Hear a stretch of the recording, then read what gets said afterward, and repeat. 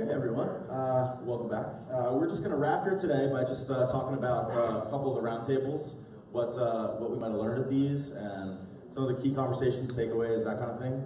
And but I'm going to start here by letting my panelists introduce themselves, or reintroduce themselves in some cases. So please tell us who you are, where you work, and what your favorite memory was from this summit. Okay. Go down the line. Hi, I'm David Gravlin. I'm a Senior Product Manager of SEO at Macy's.com in San Francisco, and my favorite memory was probably tubing. That was fun. I took a little video and sent it to these guys in case someone used it for promotional efforts or something. It was good times. Was it hilarious? John said that's always hilarious. It was amusing. I wouldn't say hilarious. I thought it was hilarious when I was doing it. So like a B+. All right, cool. Todd Eulis, Vice President of Ad.net. We're LA based. I've probably been, other than Leo, a number of these summits. My favorite memory was, for the second year in a row, watching James Madison University win and continue the winning streak. Can you elaborate on that? I'm not familiar. I defer to Jeff over there. Oh, okay. College football playoffs for FCS. Oh, fantastic. All right, I hope they're winning. I don't really watch college football, obviously. Go ahead, Dan. Dan Williams, 3 Day Blinds, best owner. My favorite memory was Todd trying to ski for the first time in his life ever. Had skis on his feet. It was amazing. There were certain things that people were meant to do and certain things that people were not meant to do. Right on. Did you fall a lot? Or How do you define a lot? I think he fell once, and then he took his skis off, right? I think 3 times. I gave it the old college try. And I took the skis off and started hiking up the hill, and I was told that I looked like an old man with a hip replacement. Oh boy. There is video. John Whitfield. Yeah, that's me. How's your hip doing? So let's get to the subject at hand. Just tell us. We'll go down the line. Please tell us what your roundtable was called and why you decided to take it on. Yeah, mine was I think voice computing and search and the whole beginning of voice computing, and I took it on because I'm on the SEO side, and I've had some experience doing voice search experiments with Disney. I was with them for 6 years, and so we did a lot of experiments with Cortana, Siri, Google Now, Amazon Echo, and just really evaluating everything and seeing where it's all going and where you can optimize as a search marketer. And it's still early days, and what blew my mind was that stat that 50% of all searches in 2020 are going to be voice. I think that's a little bold, but in the fact that there's no visual layout and how are you going to get there, it was great. Some great discussions. Part of it's you're going to be a beneficiary of all your collective and holistic marketing efforts. The HP example, if someone's clicking on a Dell ad or a Dell email, they're probably not going to get a voice response back for HP. So in that sense, it's like, okay, just keep doing your jobs, keep running all the marketing channels. But the other stuff that was great as far as the structured data markup and featured snippets. And to the extent you can do that, cross your fingers and keep your finger on the pulse of voice computing, you'll be on your way when they do something big with it. How are you guys looking at voice at Macy's? Right now, we have some internal teams working on voice search. It's more research, and I wouldn't even say beta, it's probably alpha, and integrating voice search capabilities within the app. That's all I can say at this point. Just like everyone here, it's so new. It's a lot of trial and error and experimentation and seeing how things are working. So we'll see next year how it evolves. Cool. Tom? So the roundtable I did was consolidating data for relevant messaging, and when we think we have a problem solved where data is in one channel, we realize there's a lot more disparate mediums that we potentially could buy from. Like Facebook segments are different than kind of Google mediums. Now when there's Ulta meaning more marketplaces, which we've obviously learned, Amazon, Pinterest, there's different data sets. And while we think we've solved one problem, it creates a lot more problems for brands. And then kind of the tone of the discussion was, okay, what ultimately is the brand strategy? Is it a straight product sale with a fixed goal, which is very easy to find. It's a narrow focus. But if you have more upper mid-funnel engagement, see if you have multiple touch points of a consumer journey, then what does the data tell you? What is your premise? Do you go from premise down and then use the data to support that that premise, or do you look at collecting the data in more of a bottom-up marketing strategy, and then shift your tactics towards that? So, and the problem, I'm always optimistic about our industry, but the problem is only going to grow as we can incorporate, more voice pieces, when there are more segments, when there is more data to track. One of the gentlemen from Progression was saying, okay, how he changes his copy, not to the frequency, because obviously this is being recorded, but a certain amount of time.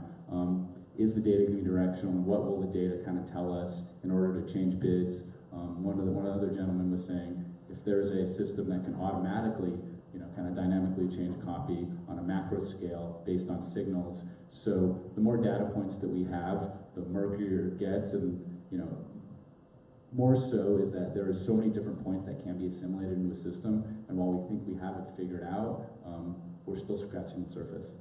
Did any of the participants in your roundtable, did they mention like the most frustrating platform to work with or anything like that? No.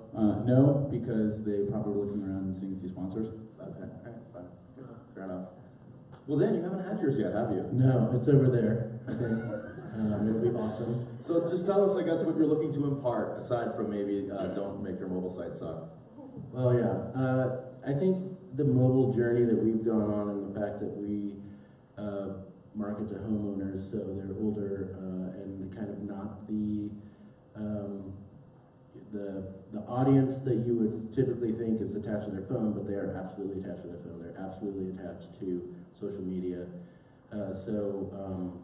I think we're the transformation that we've gone through on the mobile experience has been really interesting, and we're still learning stuff every day about it, and it's going to continue to become or continue to be a bigger part of our business. Great. Did you see Erin's presentation yesterday? Yep. The one about mobile first, the very energetic one. I was just wondering if she expressed some frustration with some Google placements and how Google keeps you on their site despite the fact that you paid for an ad. Doesn't redirect you to, say, your mobile site. Do you have any thoughts on that? I mean, yeah, so, and that's why the concept of yield management is always top of mind, because any network, you're at Facebook, it doesn't matter. They're trying to manage their own yield. They're trying to get the most revenue as possible. So you have to understand that when you're spending money, that they're taking your money in a way that makes them the most money. So you need to be conscious of that and work. And there's nothing wrong with that, but you need to understand it. And so rather than fight it, I just try to understand it and then game it. We try to do yield management on our side as well. So moving right along. All right. Well, thank you. So you don't have to name any names or companies, guys, but did any like anecdotes stick out for you from any particular brands, from anything that they're seeing during your roundtable? Yeah, I partook in one of the mobile roundtables with Aaron Everhard, and I thought it was really eye-opening for me to think of your mobile spend not in terms of ROAS, but in terms of omni-channel. For those of you who have brick-and-mortar locations, a lot of companies still focus on ROAS exclusively, and I'm not naming any companies, but I think it's a great idea to start shifting that and bringing people to those brick-and-mortar stores. I definitely agree. I was sitting there, not to give Aaron too much love, and actually left a few minutes ago, but the sole focus of shifting of obviously mobile to an ROAS model to more of a driving and in-store, and then the traditional mindset was mobile does not necessarily perform as well on an ROAS metric as on standard desktop. However, if you shift the strategy of what you're looking to achieve with mobile vis-a-vis driving in store, then you can kind of look at that customer. Are they purchasing more? And if you kind of look at the same kind of tactic, media channel or multimedia channel, and say it's a different strategy to drive in store, that user can be more valuable. So then you can kind of flip the argument. It comes back to the premise that you're trying to prove. That mobile might be more valuable because the people that are purchasing in-store do more than they buy online. And also, too, one of the presentations where it was, you can kind of see where exactly the product is in the store that you have. And that ultimately leads to less store traffic, more throughput, less resources on kind of customer service saying, hey, what aisle do I find this? So, some of the data tweaks and efficiencies that we're going to get are, it's actually good to say, always optimist about our industry, it's customer first. It's looking at the customer, not just looking at say this channel works better than that channel. Ultimately, what do we have as a digital medium? Be it voice, be it desktop, be it mobile, to ultimately go back to go figure customer. And then the ones that you either participated in or were leading, what were the biggest challenges and frustrations that arose? Just different segments. Yeah. I mean, just different segments and not knowing everything still being so new. It's, the one I led was consolidating data. We're never going to have enough data to ultimately solve what we want, because there's always going to be something, but we have to kind of take a step. And the biggest challenge from the panel that I led was ultimately really people's time, because you go through your day and, to adding and looking at things and doing something differently, testing something out, that's going to take up time and resources, and just to kind of be involved in organizations that promote taking risks and taking challenges. So the biggest challenge was actually just trying different things, because now that there are so many different buying options, so many different data points, it's where do I go next? And hey, Lori, how you doing? You brought up that I think some of the attendees were thinking that they wanted to see more from the program on like DMPs, right? What specifically did they say to you? They didn't say it to me, they said it Dan. Yeah, so it was actually in that roundtable that we were talking about data was that nobody had a DMP. Everyone was kind of looking at DMPs. We kind of have one built in-house, but we're looking for third party.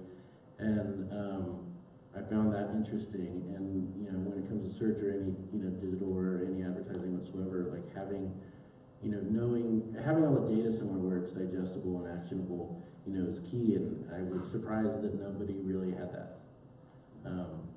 So I think that's something that the attendees and brands that are here would probably be good to have a DMP, a data expert, data scientist, or DMP expert present or help out.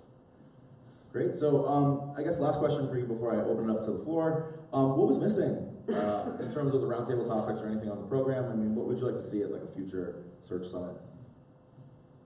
I think what Dan just said, having a data scientist would be great. That's a good question. Why don't you go? Yeah, I think I think we briefly touched on it, but I don't think we really kind of did a deep dive. Everybody used to say, "Hey, it's your mobile. Now it's your voice." What an ad model in the voice search ecosystem may or may not look like. Is it suggestive? Is it yes, there can be one, but can there be more than one? Hey, you might like this, but you also might like this. I'd like to see more of a deep dive into what an ad model in the voice ecosystem may look like. Who would give that deep dive? Yeah. Google. Yeah, Google has.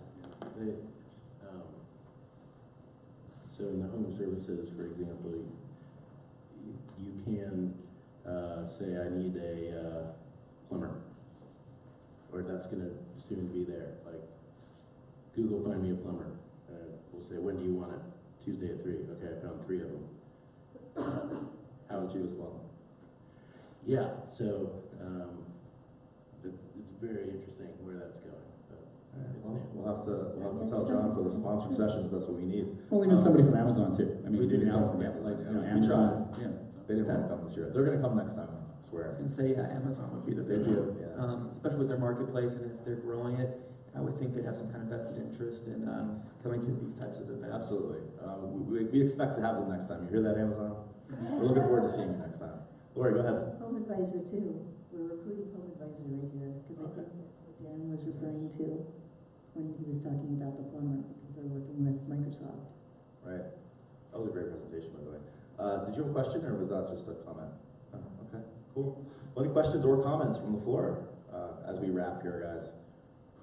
You guys all look great. I know we're all a little tired today, but hey. John, you got anything for us? No, I just want to say thanks to you, Ross Madner, and to Lori Sullivan for a great program. We can give them a round of applause while we're here. And we'll see you all in Captiva Island, Florida in April. So mark your calendars. And June in Barcelona. If you want to do search overseas, we'll be there too. So Fun time. Take it away, Ross. Close it out, Ross. Hey, that's all I got. Thank you guys for coming. I hope you had a good time. I hope you learned something. Hope you made some good, connections. And yeah, as John said, we'll see you at the next one. We have roundtables. We do have roundtables. Oh yeah, we have roundtables. Sorry, we have roundtables. Yes, of course we do. Who's high-octane lead singer? So there's two roundtables, right? There's there's the mobile SEM tool strategies to tech to succeed. That's Dan. He's going to be telling you how to do all that. And then my roundtable is going to be really a suggestion box, basically, for us for future Search Insider summits. So thank you guys. All right. I want to know who high-octane lead singer is. The band. The lead singer of the band last night. Oh. High Octane was the name of the band. Ross, be here. Ross, Be there? will be there. Cool. Dan, where's Dan going to be? Where are we going? How about back here? Right there. Anyway. Right here, okay. Dan, you're right here. Mobile SEO, right here. All right, guys. Thanks a lot. Thank you.